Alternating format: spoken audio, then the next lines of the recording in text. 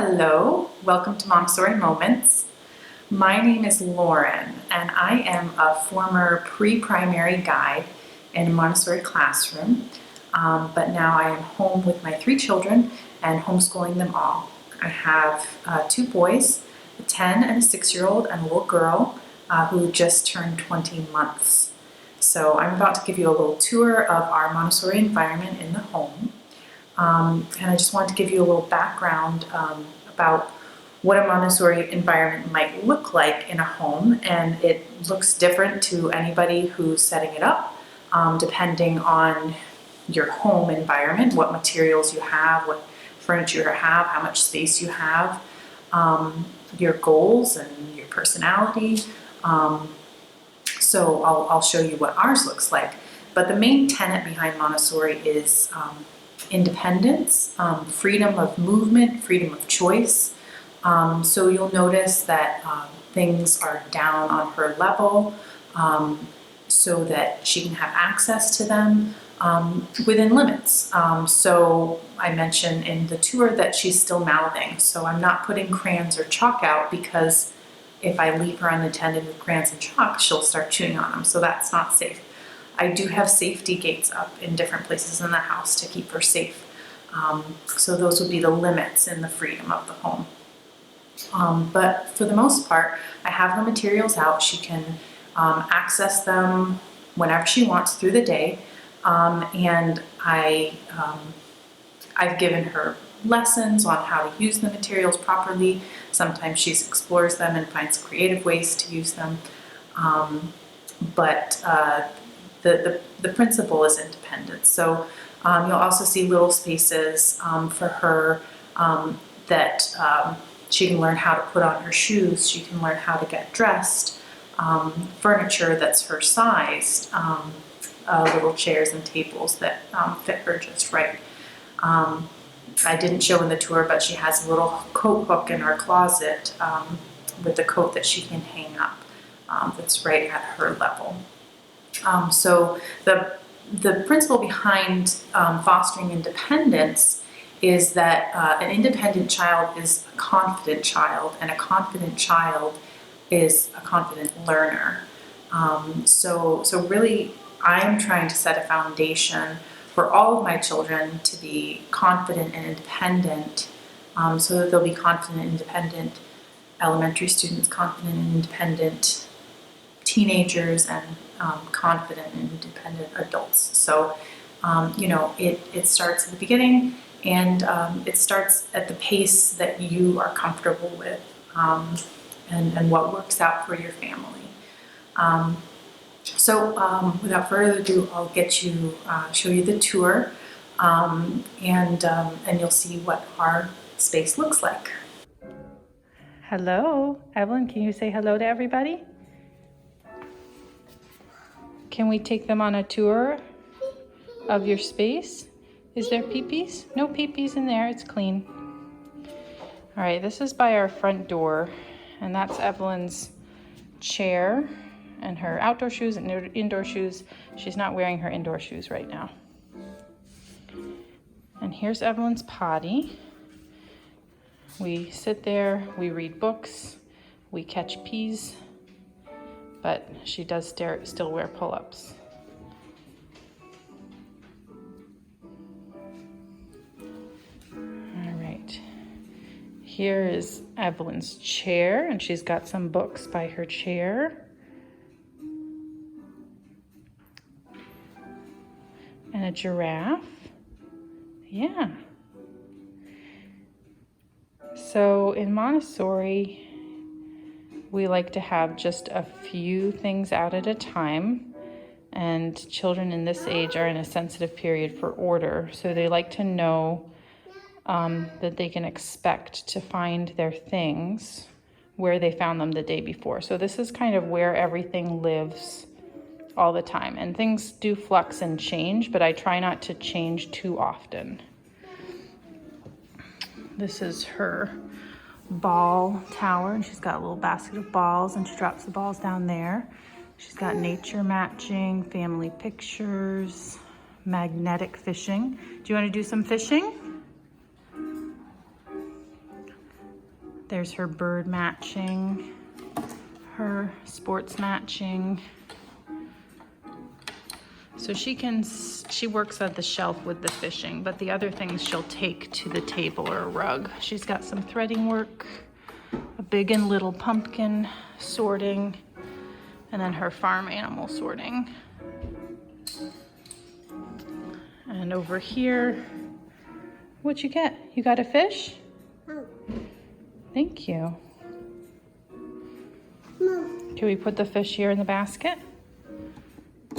Mom. Yeah. You want me to fish for one?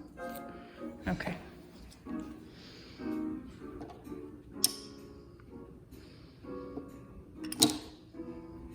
There you go. All right, she's got a little lock and key dollhouse, but she doesn't know how to use the locks, so she just kind of opens them up and finds her dolls inside. And you can press the doorbell, and she's got her hammering balls.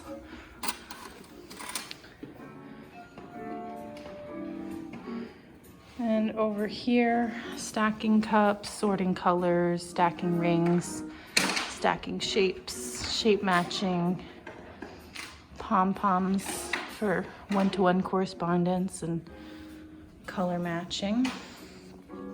And then this is her table where she does most of her work, but she also has a rug under there that will pull out and will work on the floor on some things. Over on the fireplace hearth, she has more material. Sometimes she'll point to, or you can see here on the rung where she'll pull on this xylophone to pull down to work with, or she'll bang on the drum to make some music. Shape stacking, shape puzzles, and her coin work. And over here is her art shelf, and I don't have her crayon or chalk down because she's still mouthing. So I set this shelf up for her a couple weeks ago, and she actually hasn't been interested in doing crayon or chalk. She mostly just likes to do the water painting. And I just set this space up, and it's kind of just a standing work area, and that's where she keeps cloths for drying the tables or the floor. If she does water work, she'll do sponging work here, standing up. I store extra materials in this. And then this is her room. And she actually sleeps with us, but this is set up for her kind of dramatic play area. So she's got a little car mat there, a dollhouse, all the furniture is in here, and the dolls. And I'll bring her in here to get dressed, and she'll use the chair to sit down to kind of try and get her legs in pants and pull them up. And then a little kitchenette here and some books. So that's just, and a toy out of place. But that's just her space there. This is a little tour of our Montessori learning environment for her. All right, Evelyn, can you say bye-bye? Say bye-bye.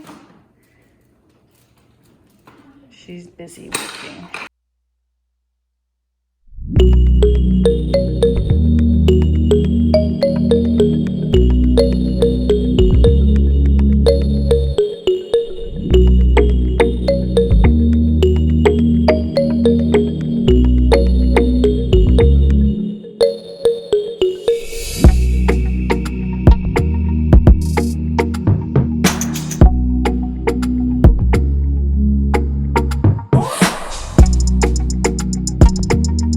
Peek inside our home.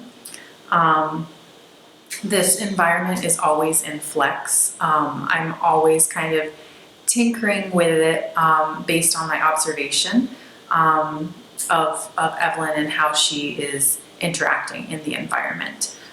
So as the guide, my job is to observe my pupil and adjust the environment as necessary.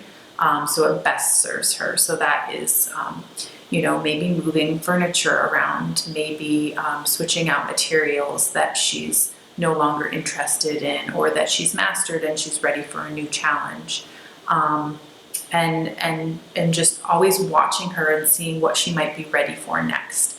And sometimes I'm right and sometimes I'm wrong. I made the little art area for her.